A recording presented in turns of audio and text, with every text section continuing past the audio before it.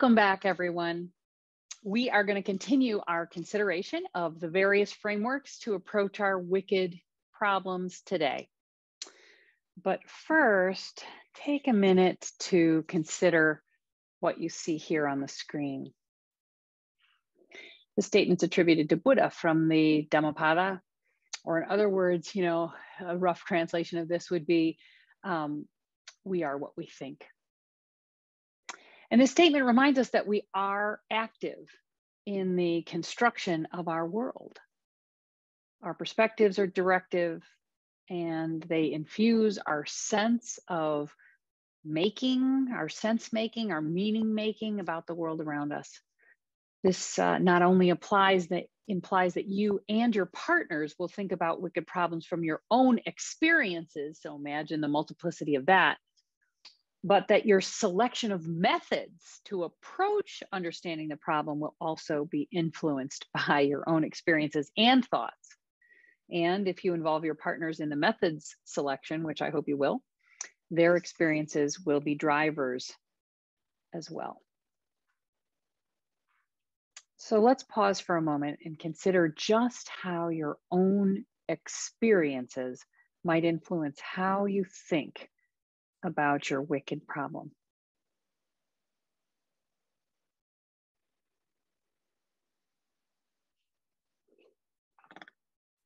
So we will now focus on two remaining frameworks, what I'm calling interfaces. This is Tuhiwai Smith's work, and the open transdisciplinary framework, or transdisciplinary open framework, you can call it what you want. Throughout our consideration of these frameworks, of course, the last module and what we consider this week, we'll remind ourselves of the reality of multiple worldviews and their ability to drive our research decisions. You might be bored with this statement because I keep saying it over and over again, but what I need to do is help us decolonize our thinking about what research is, who we are as researchers, and what we might do to approach a wicked problem.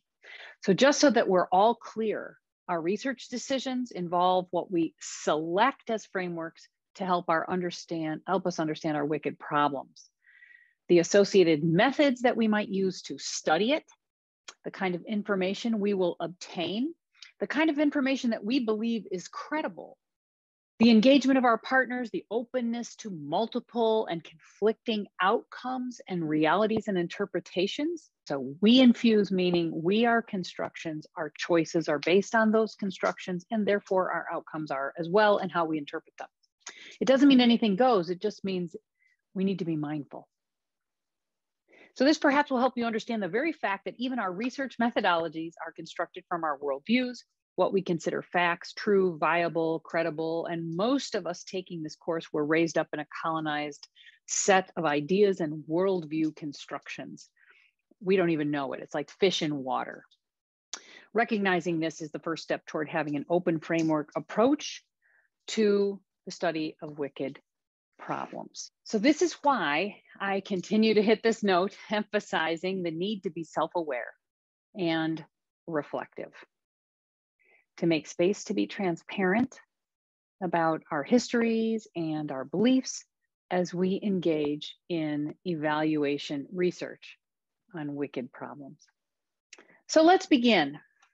Interfaces framework refers to the meeting place among Indigenous and non-Indigenous people. So understand that that is the central starting place for this framework.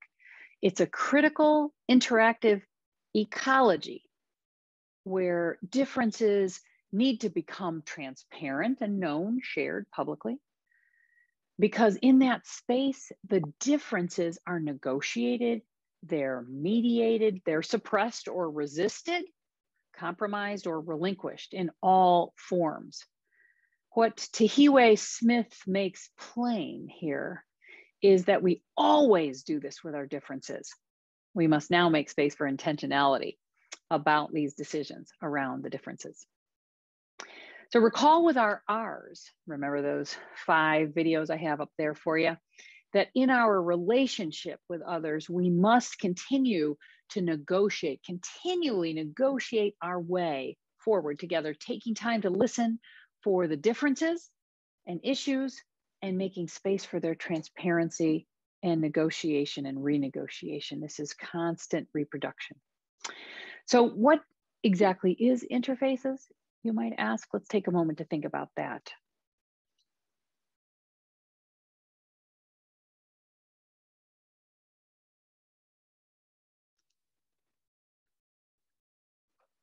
Tuhiwei Smith recognizes that we live in complexities of time, of space, of beings. Now, we've talked about complex situations when we've talked about what defines something or helps characterize something as a wicked problem. These are slightly different complexities. For example, Indigenous people may live in the same communities and do the very same things as non-Indigenous people, but they inhabit different realities governed by different standards, for example, of citizenship or human rights. If you don't know what I'm talking about, it means you might need to listen and understand a little bit more about what people face when they are Indigenous in a space that's been colonized. And it might be here in the United States where tribal nations have been colonized, taken over, managed. It may be elsewhere, like Tuhiwei Smith is Maori. Just knowing that we can all inhabit the same space and experience very different realities is critical to understanding interfaces. Now, this is core to all our work in this course, as well as with the understanding of Smith's framework. Recognizing that will help you go a long way in your evaluation research life. So in these spaces, we as humans might experience realities differently, but that is not all. Smith also recognizes that we live with other forms of life in the spaces we inhabit. So the interface framework also acknowledges the differences of time. For Smith, there is a constant presence of the past and the past, pre-colonial. Time is not linear or over with, but simultaneous, living side by side. So this linear Western notion of, oh, that's past and this is present, that's future, is not the same. This is not just an Indigenous notion, by the way, because there are many communities where histories are present. Think for a moment about the experiences of Black people here in the United States who are descendants from people who were kidnapped and enslaved in the colonial period and beyond. So just think for a moment about that. The echoes of Jim Crow, how carceral approaches today to Black bodies recalls this history, makes it ever present. It never leaves us. Refugee communities in other countries and refugees here also experience this simultaneity of time. So what Tuhiwei Smith argues is that we must always and constantly renegotiate the interfaces to assure proper relationships, research experience, research relevance, responsibility, think about your R's here, and historical trauma-informed approach would be this. The key to understanding interfaces and its name is recognizing that we always face one another and interact. So our realities and our roles are interfacing as we live and work on problems that matter to us. Okay, so knowing ourselves as researchers then involves really making transparent and conscious the power differentials and the assumptions that we bring to our work. You might not know a thing about evaluation research yet, but you are in a Western master's program in evaluation research at a university that has a specific history with tribal governments in Arizona. And we represent, and frankly, will always, even if you don't like that, wherever we are, we will represent that university, whether it's, oh, she got a degree from so-and-so, or they are at the university of, right? This will always be the case.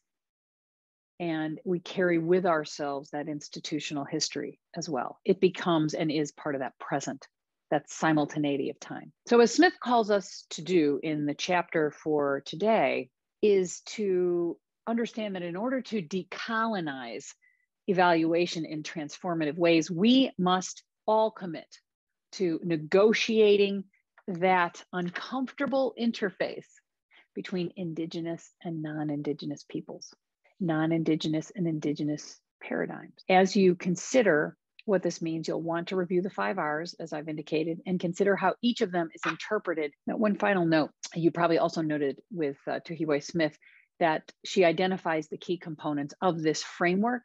There is this collusion of sorts, if you will, between Indigenous knowledge and ways of being and behaving in a contemporary evaluation, knowledge, and a normative colonial idea framework of being.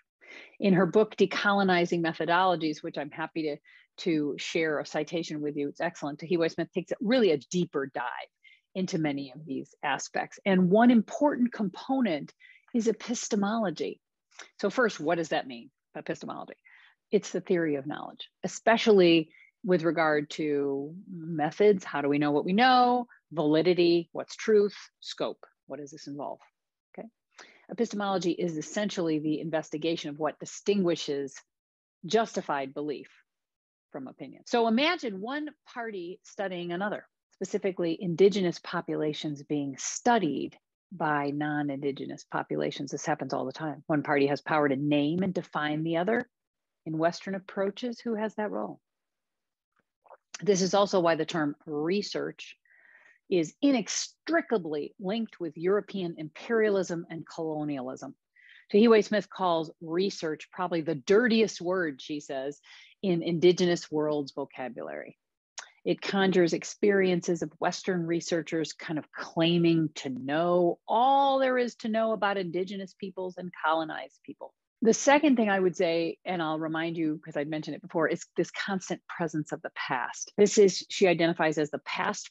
Now that's colonial, pre-colonial past, the past of modernity, and the most recent past, which essentially extends from today to about 100 years ago. So this history is not a chronology, it's not unitary, it is simultaneous. So finally, in her Decolonizing Methodologies, she explains that there are 2 distinct pathways through which Indigenous research agendas can be advanced. The first is through community action. So projects, local initiatives, Indigenous researchers doing their own tribal or national research based around claims of some sort. The second is through the spaces made and gained within institutions by Indigenous research centers or studies programs. So of course, as you might imagine, research itself is institutionalized in so many ways in Western culture, and that even within the spaces made by universities for the center of this and the institute of that, there might be many constraints and need for more critical interface and transparent discussions about how that is all working. So we're going to take a minute just to think about what the University of Arizona is doing in this space. And now for the final framework introduced for our consideration in this course is the open transdisciplinary approach. I've probably called it 5,000 other things, but it really is this. It's open and it's transdisciplinary. You could even just call it the transdisciplinary approach if that's what you want. This is Russell, primarily the chapter writer, but Brown also, the writer of the book that we're reading with Russell. Okay, so note, you're going to likely identify other frameworks other than the ones I've presented in the course of working on your wicked problem, and you'll share them with the class, and that's great. So over time, we will have a large collective of potential frameworks to address wicked problems, why they might feel like good fits, why not? Okay, so we've considered multi-level scenarios already. We have thought about ecologies generally. We have thought about differences in knowledge around epistemology. Now we will approach more of an institutional challenge, and that is transdiscipline or discipline. So consider for a moment discipline, this whole concept of what do I mean by discipline, right? Consider how we are trained for the work that we do. Sociologists, for example, approach problems in a certain way. Anthropologists approach problems in another way. They all have subdisciplines. Economists do their thing. Structurally focused researchers approach problems using organizational theory or policy theory or constructivism, etc.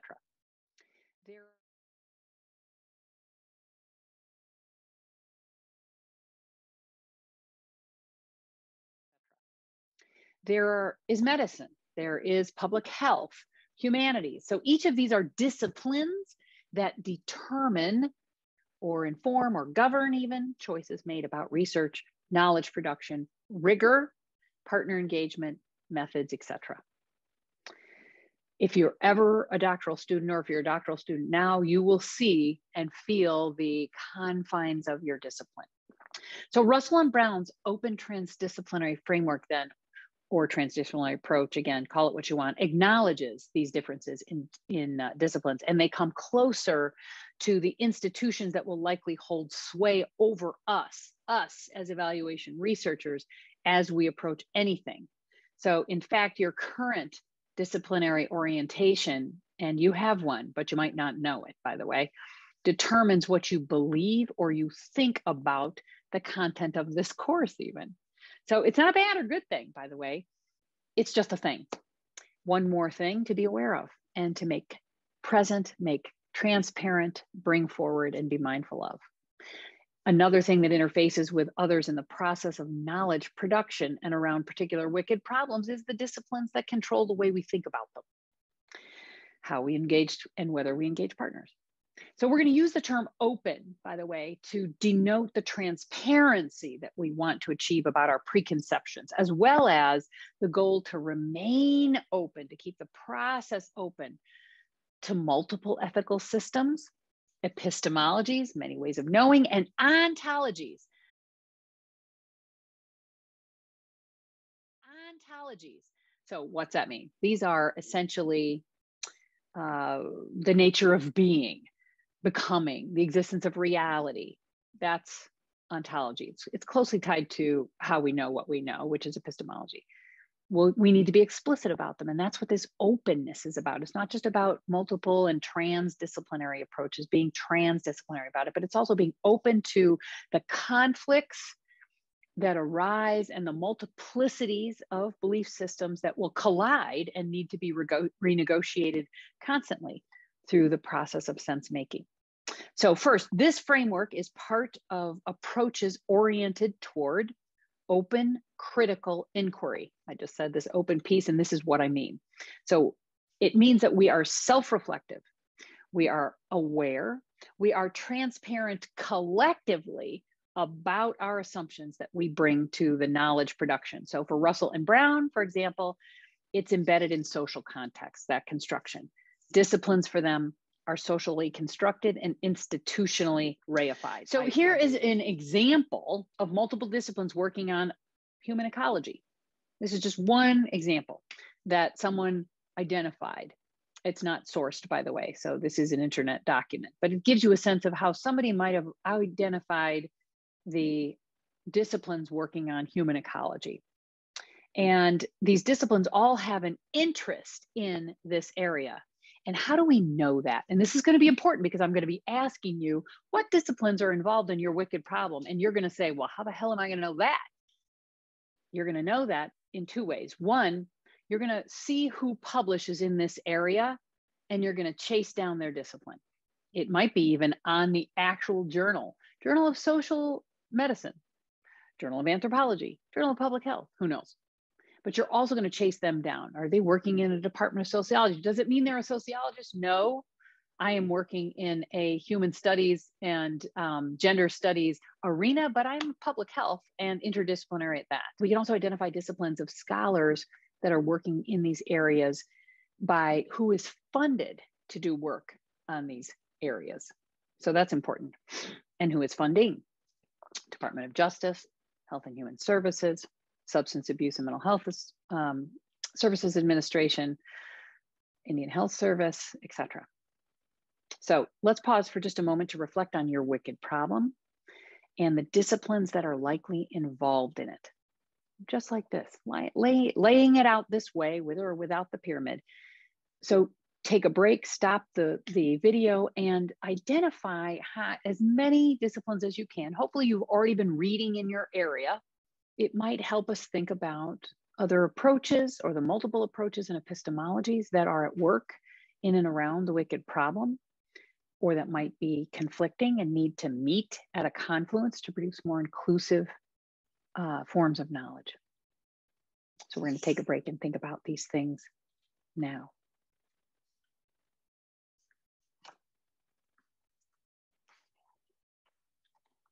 All right. So these principles are found, by the way, on page 57 of Russell's chapter, but I kind of made them a little bit easier to access. So what are the principles of the open transdisciplinary framework? Note, by the way, that there is clear overlap between and among these principles. And I think you are probably starting to recognize that each of these frameworks actually have some reflect one another, have some focus that the other has as well, right? Ecologies, multidisciplinary, et cetera, right? So we're already recognizing here the multiplicity of knowledge. So knowledge is not only partial, meaning you don't have full knowledge, but it's plural, meaning there are multiple truths. That social processes and evidence and reason, meaning common sense, all confirm knowledge reliability. What is truth? What's reliable? Well, it's not just answered with one or the other. It's all three together in some soup that is negotiated in the partnership producing the knowledge.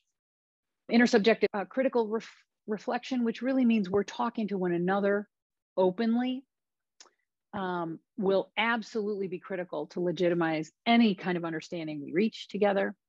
That our worldviews are not only separate from the world itself and what the world is like, but they're dynamic and they are multiple.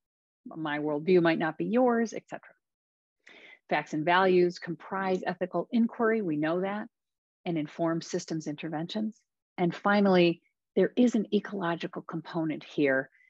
They're calling us, Russell calls us to attend to the ecological as well as human environments, especially for multi-level approaches. But if you were to combine Tahiwe Smith and Russell and Brown, you would really understand the multiple beings at work. I look forward to seeing the frameworks you find most useful, as well as any new frameworks you bring forward and share with the class. Thanks for being part of this.